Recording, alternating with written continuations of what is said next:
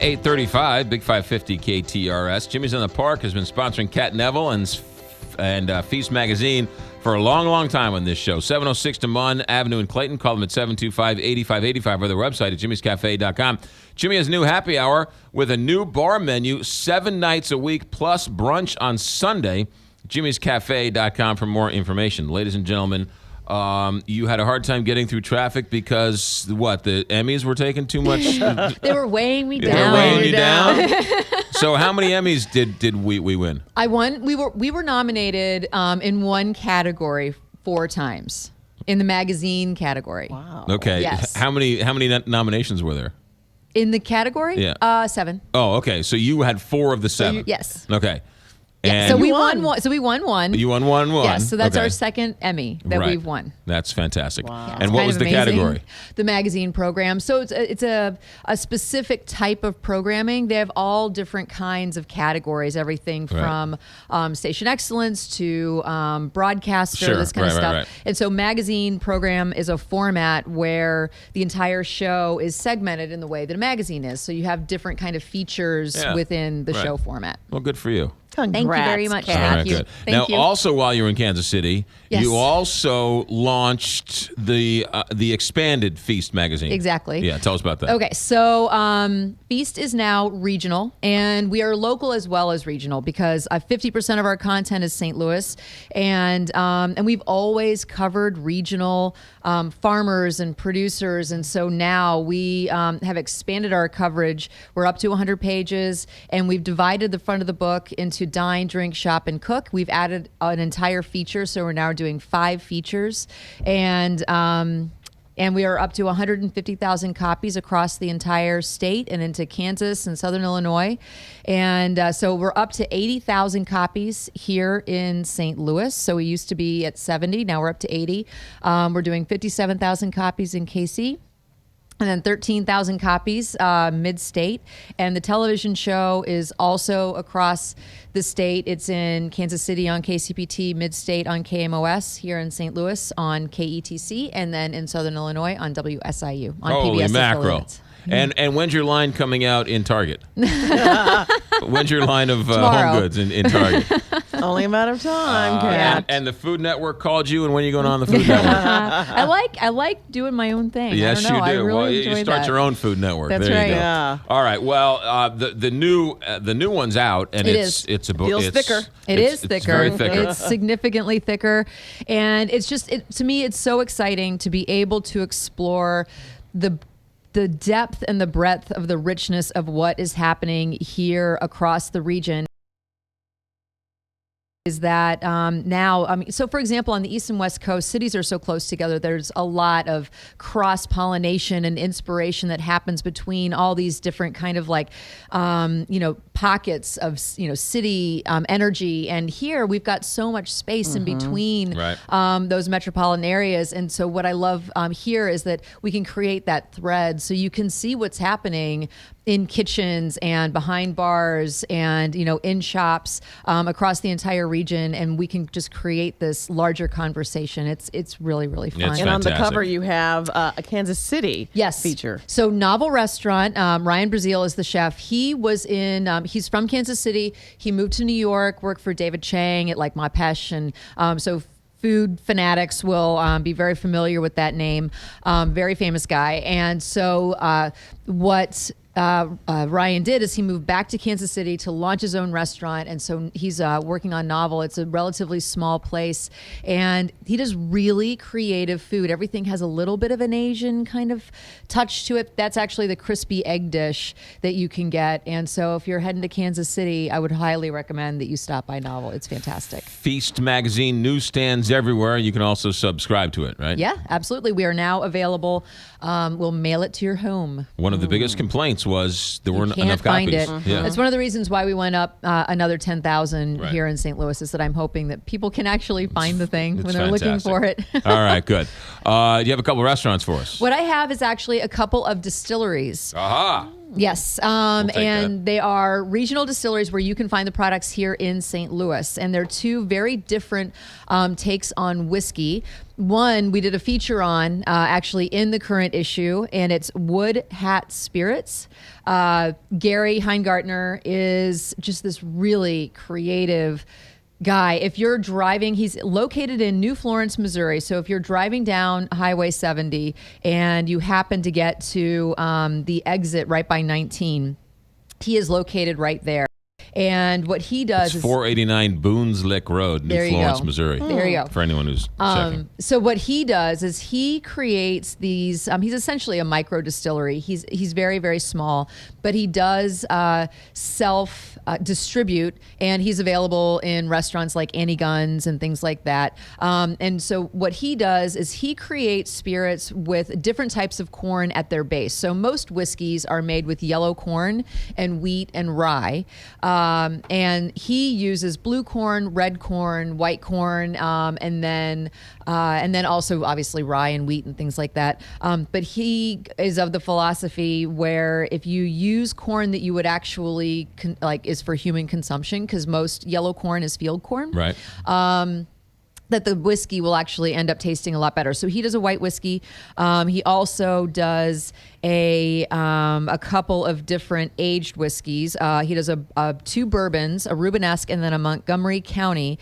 And then he also does an aged blue corn whiskey, and he ages that in chinkapin barrels. And what he does is he uses these small barrels, and I didn't realize it until we put this feature together, that he traveled to Scotland to kind of do this research on how he was going to produce these things. And he was like, the thing about Scotland is that they have to age these whiskeys for so long because there's almost no temperature change. There's no barometric pressure that pulls the liquid in and out of the barrels. Right. And so what happens here, small barrels, and because Missouri, it just has this massive fluctuation of temperature and weather, it pulls the whiskey in and out of the grains. So it can grow faster, or it ages faster. It ages faster, and and he's really interesting. He grew up, in agriculture and also in the barrel making business, and so he's very familiar with all of that, and he brings it to the whiskey. Aren't the barrels like Scottish? Distillers come to Missouri for the barrels? Mm-hmm. It's our wood or something. Well, and French wineries order our barrels all the time. Some of the world's biggest barrel makers are here in Missouri. Right, yeah. The White Oak. It's unbelievable, yeah. Yeah, exactly. We should also say that this guy at Wood Hat Springs makes wood hats. He does. He does. This is the he guy. turns them on a lathe, and so he's been doing that for a long time. And when you go into the distillery, which you can go in and do tastings, and it'll take you on tours, he actually has some of those wood hats available just to kind of admire. And I think that you can purchase them when you're there. Yeah. And is it? So he's making whiskey, right? He is making whiskey, okay. And he's also making bourbon. So bourbon has to be 51% corn. Okay. It's not from Bourbon County. It's not like Champagne, right. where you have to be made in Champagne to be right. called Champagne. Otherwise, it is sparkling wine. Right.